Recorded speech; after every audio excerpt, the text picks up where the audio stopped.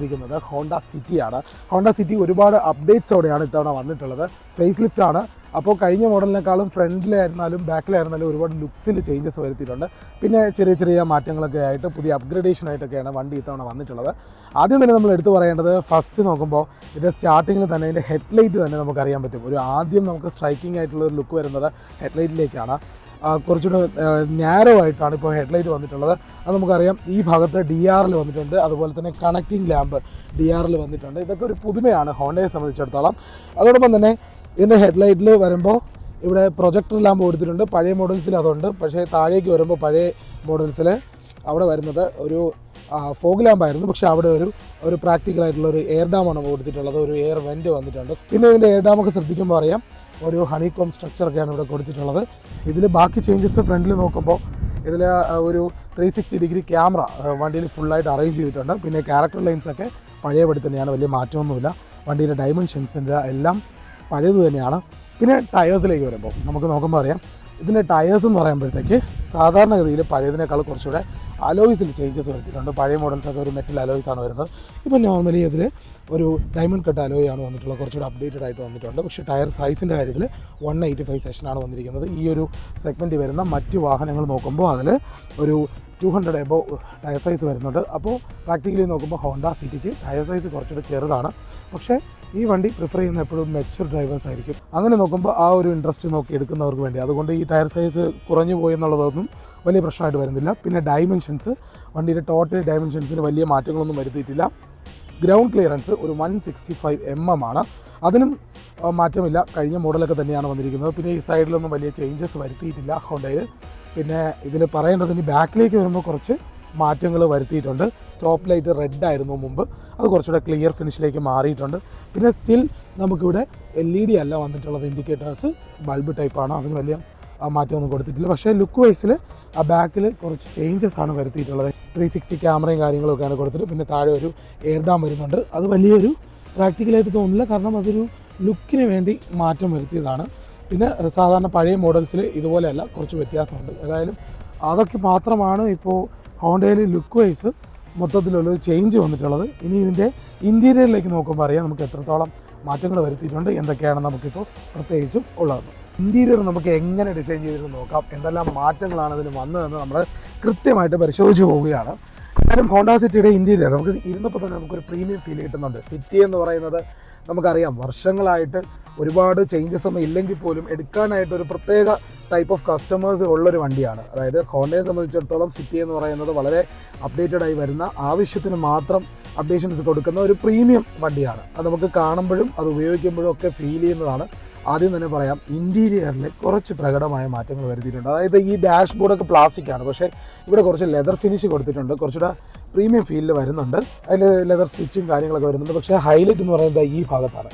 ഈ ഭാഗത്ത് കൊടുത്തിരിക്കുന്നത് ഇതിൻ്റെ ഒരു ആംബിയൻ ലൈറ്റാണ്. ഒരു ബ്ലൂ കളർ ആംബിയൻ ലൈറ്റ് ഇവിടെ വരുന്നുണ്ട്. അതോടൊപ്പം തന്നെ നമുക്ക് ഈ ഒരു മ്യൂസിക് സിസ്റ്റത്തിൻ്റെ ആ ഡിസ്പ്ലേയുടെ താഴെ തന്നെ ഒരു വേറൊരു ആംബിയൻ ലൈറ്റ് വരുന്നത് റെഡാണ്. നമുക്ക് മൊബൈൽ നോട്ടിഫിക്കേഷനൊക്കെ വരുമ്പോൾ അത് ബ്ലൂ ആയിട്ട് മാറും. അങ്ങനെ ചെറിയ കാര്യങ്ങളൊക്കെയാണ്. പിന്നെ ഇതിൻ്റെ ഡിസ്പ്ലേ നോക്കുമ്പോൾ നമുക്കറിയാം, ഇതിൻ്റെ ഡിസ്പ്ലേ എന്ന് പറയുന്നത് ഒരു 8 ഇഞ്ചിന് മുകളിലുള്ള ഒരു ഡിസ്പ്ലേ ആണ്. അത്യാവശ്യം വലിയ ഒരു സൈസ് വരുന്നുണ്ട് ഹോണ്ടയെ സംബന്ധിച്ചിടത്തോളം. പക്ഷേ ഇതിൻ്റെ ഒരു റൈവൽറി ആയിട്ട് വരുന്നതെന്നൊക്കെ പറയുന്നത് നമുക്ക് ഹ്യുണ്ടായി വെർണയൊക്കെയാണ്. വെർണയൊക്കെ വരുമ്പോഴത്തേക്ക് കുറച്ചുകൂടി ഡിസ്പ്ലേ വലുതായിട്ടുണ്ട്. കുറച്ചുകൂടി അറ്റാച്ച്ഡ് ആയിട്ട് ഒരു വലിയ ഡിസ്പ്ലേ പാനലും അതോടൊപ്പം തന്നെ ഇതിൻ്റെ സ്പീഡോമീറ്ററും കാര്യങ്ങളൊക്കെ ആ രീതിക്കാണ് വരുന്നത്. പക്ഷേ ഇവിടെ വരുന്നതെന്ന് പറഞ്ഞാൽ സ്പീഡോമീറ്റേഴ്സിൽ പഴയ രീതിയിൽ തന്നെ, അതായത് നമുക്ക് ആ ഒരു ടിപ്പിക്കലായിട്ട് RPM റൈസ് ചെയ്യുമ്പോൾ ഫീൽ ചെയ്യുന്ന, അല്ലെങ്കിൽ നന്നായിട്ട് ത്രോട്ടിൽ കൊടുക്കുമ്പോൾ ഒരു എൻജോയ്മെൻറ്റ് കിട്ടുന്ന രീതിയിലുള്ള, എല്ലാവരും ആഗ്രഹിക്കുന്ന, എല്ലാവരും അല്ല, പുതിയ അൾട്രാ മോഡേൺ ലുക്കിലേക്ക് പോകാതെ ടിപ്പിക്കലായിട്ട് ആഗ്രഹിക്കുന്ന ആൾക്കാർക്ക് പറ്റിയ സ്പീഡോമീറ്ററൊക്കെയാണ് ഈ വണ്ടിയിൽ കൊടുത്തിട്ടുള്ളത്. പിന്നെ സ്റ്റിയറിംഗ് വീലിലേക്ക് വരുമ്പോൾ പറയാം, നമുക്ക് വലിയ പുതുമയൊന്നുമില്ല. ബോക്സി ടൈപ്പൊക്കെ സ്പീഡോമീറ്റേഴ്സും അതോടൊപ്പം തന്നെ ഇതിൻ്റെ സ്റ്റിയറിംഗും ഒക്കെ വലിയ രീതിയിൽ ഒരു D ടൈപ്പൊക്കെ വന്ന് അപ്ഡേറ്റഡ് ആയി നിൽക്കുന്ന കാലമാണ്. പക്ഷേ ഇത് ലൈറ്റായിട്ടൊരു ചെറിയ വേരിയേഷൻ മാത്രമേ ഉള്ളൂ. പക്ഷേ ഒരു പഴയ ഒരു കൺവെൻഷൻ രീതിയിലേക്ക് തന്നെ ഇത് കൊടുത്തിട്ടുണ്ട്. മാത്രമല്ല ഇതിൻ്റെ ഇനി അടുത്ത് ഇതിന് വരുന്നത് എൻ്റെ സ്വിച്ച് ഗിയേഴ്സ് എല്ലാം നോക്കുമ്പോൾ തന്നെ അറിയാം, നമുക്ക് ക്രൂയിസ് കൺട്രോളും മ്യൂസിക് സിസ്റ്റം കൺട്രോളും ഒക്കെ കാര്യങ്ങളാണ്. ഇതൊക്കെ നോർമലാണ്. നമുക്ക് പിന്നെ എടുത്തു പറയേണ്ട വേറെ കുറച്ച് കാര്യങ്ങളെന്ന് വെച്ച് കഴിഞ്ഞാൽ ഇതിൽ ഒരുപാട് ഫീച്ചേഴ്സിൻ്റെ അതിപ്രസരം ഇല്ല എന്നുള്ളതാണ്. നമുക്ക് ഈ ഒരു വണ്ടി ഓടിക്കുന്ന ഡ്രൈവറിന് അല്ലെങ്കിൽ ഇതിൻ്റെ ഓണറിന് ആവശ്യമുള്ള കാര്യങ്ങളാണ് ഇതിൽ കൊടുത്തിട്ടുള്ളത്. ഒരുപാട് കൺഫ്യൂഷൻസ് ഉണ്ടാക്കുന്ന ഒരു സംഭവങ്ങളും ഇവിടെ വരുന്നില്ല. പിന്നെ ഇതിൽ നോക്കുമ്പോൾ അറിയാം നമുക്കൊരു ചെറിയ ഡിസ്പ്ലേയിലൊക്കെ AC കാര്യങ്ങളൊക്കെ കാണിക്കുന്നുണ്ടെങ്കിലും ഫുള്ള് നമുക്ക് മാനുവൽ കൺട്രോളാണ്. അതൊക്കെ നമുക്ക് വലിയ ഒരു ആശ്വാസമാണ്, വളരെ എളുപ്പത്തിൽ ഉപയോഗിക്കാൻ പറ്റും എന്നുള്ളത്. പിന്നെ ഇതിൻ്റെ 2 സൈഡിലും സ്വിച്ചസ് കൊടുത്തിട്ട് സീറ്റ് വെന്റിലേഷനാണ്. ചാർജിങ് പോർട്ടുകളും കാര്യങ്ങളുണ്ട്, എല്ലാ ടൈപ്പും ഇവിടെ കൊടുത്തിട്ടുണ്ട്. പിന്നെ ഗിയർ നോബും കാര്യങ്ങളും ഒരു പ്ലാറ്റ്ഫോം വരുന്നുണ്ട്. ഇവിടെ 2 കപ്പ് ഹോൾഡേഴ്സ് വരുന്നുണ്ട്. പിന്നെ ഇവിടേക്ക് വരുമ്പോഴത്തേക്ക് നമുക്ക് ഇതിൽ ഒരു ട്രേ വരുന്നുണ്ട്, കീയും കാര്യങ്ങളും വയ്ക്കാം. പിന്നെ 360 ഡിഗ്രി ക്യാമറ, അതാണ് നമ്മുടെ ഇപ്പോൾ ഒരു പുതുമയായിട്ട് തോന്നുന്നത്. പിന്നെ ADAS ഫീച്ചറുണ്ട്, സേഫ്റ്റി ഫീച്ചേഴ്സ്.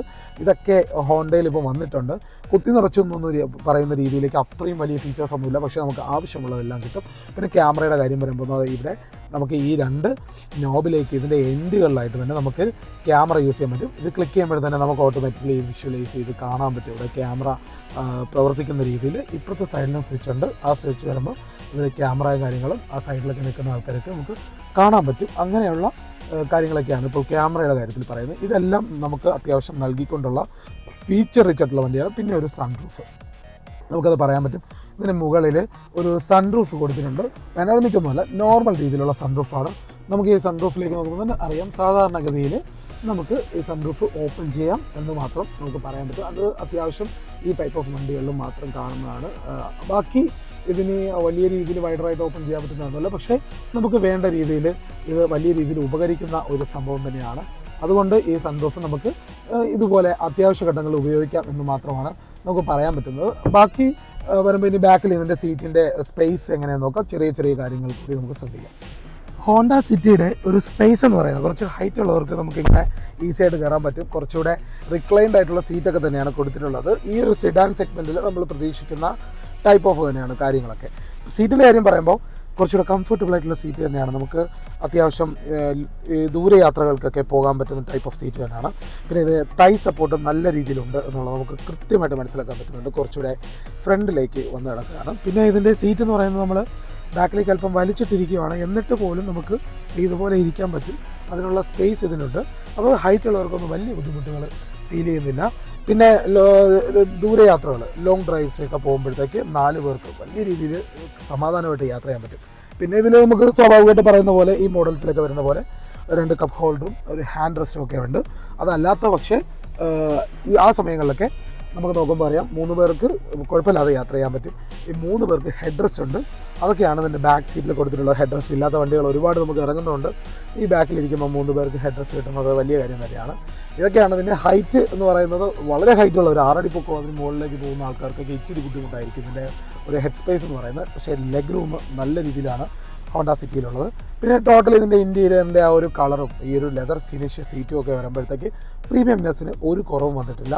ഇതൊക്കെയാണ് ഇതിൻ്റെ ബാക്ക് സീറ്റിലേക്ക് വരുമ്പോൾ. ഇനി നമുക്കിതിന് ഡ്രൈവ് ചെയ്ത് നോക്കുമ്പോൾ ഇതിൻ്റെ വണ്ടി എങ്ങനെയാണ്, ഇതിൻ്റെ കാര്യങ്ങൾ, ഇതിൻ്റെ എൻജിൻ സ്പെക്ക് എങ്ങനെയാണെന്നൊക്കെ നമുക്കൊന്ന് കൃത്യമായിട്ട് നോക്കാം. കാം ആൻഡ് ക്വയറ്റ് ഫീലാണ് ശരിക്കും.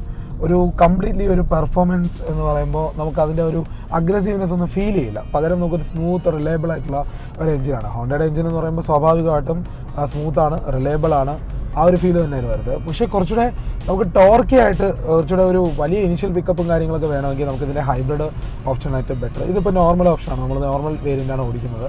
ഇതിൻ്റെ എഞ്ചിൻ എന്ന് പറയുമ്പോൾ സെയിം ആണ്, ഒരു 1.5 ലിറ്റർ എഞ്ചിനാണ് വരുന്നത്. ഇതിൻ്റെ നോർമൽ ഹോണ്ടയുടെ കഴിഞ്ഞ ഇയറിലുണ്ടായിരുന്ന മോഡൽസ് ഒന്നും ഒരു ചേഞ്ചസും വരുത്തിയിട്ടില്ല. പിന്നെ ഇതിൻ്റെ ഫീച്ചറും കാര്യങ്ങളും നമ്മൾ പറഞ്ഞതുപോലെ ആവശ്യത്തിനുള്ളത് മാത്രമാണ് എല്ലാം എടുത്തു വെച്ചിട്ടുള്ളത്.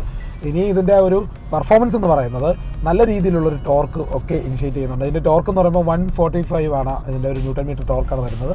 ഹൈബ്രിഡ് വേർഷനിലേക്ക് പോകുമ്പോഴാണ് ഇതിനൊരു 253 ന്യൂട്ടൺ മീറ്റർ. അതിൻ്റെ ഒരു ഇതിൻ്റെ ഒരു ബാറ്ററിയും കാര്യങ്ങളും വരും. ആ ബാറ്ററിയുടെ ഒപ്പമുള്ള പവറാണ് ശരിക്കും അത് ഫീൽ ചെയ്യുന്നത്.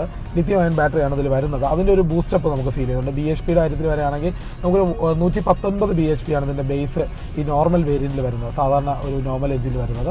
അല്ലാതെയാണെങ്കിൽ നമുക്കൊരു 5 BHPയുടെ കൂടുതൽ കിട്ടും. ഒരു 124 BHP ഒക്കെയാണ് ഇതിൻ്റെ പവർ വരുന്നത്.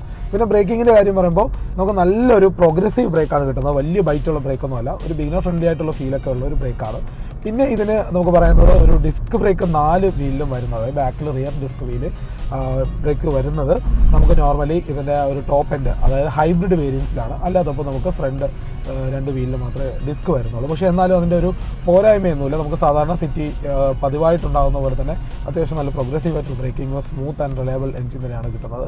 പിന്നെ ഇതിൻ്റെ ഒരു മൈലേജ് എന്ന് പറയുന്നത് നമ്മൾ കമ്പനി പറയുന്നതിനേക്കാളും നമ്മൾ ലൈഫിലേക്ക് നമ്മൾ റിയൽ ടൈം മൈലേജിലേക്ക് കൺവേർട്ട് ചെയ്ത് പറയുകയാണെങ്കിൽ നമുക്കൊരു 13-14 ഒക്കെ ഇതിന് കിട്ടും, ഈ നോർമൽ വേരിയൻറ്റിന് കിട്ടും.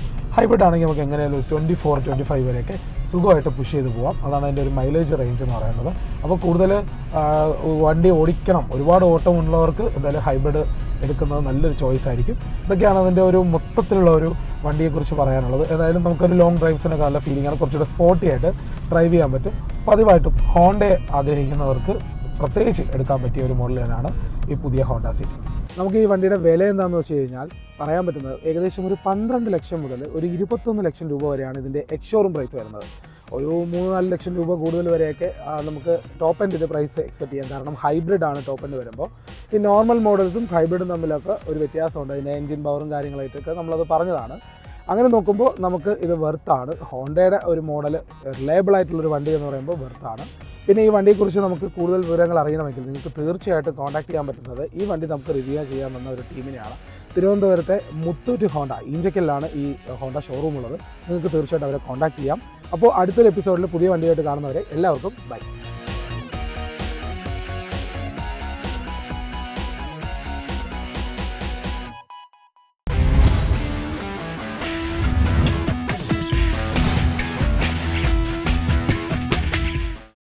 ഏറ്റവും പുതിയ വാർത്തകളും വിശേഷങ്ങളും വിരൽ തുമ്പിലറിയാൻ സീ മലയാളം ന്യൂസ് എല്ലാ ഡിജിറ്റൽ പ്ലാറ്റ്ഫോമുകളിലും ലഭ്യം.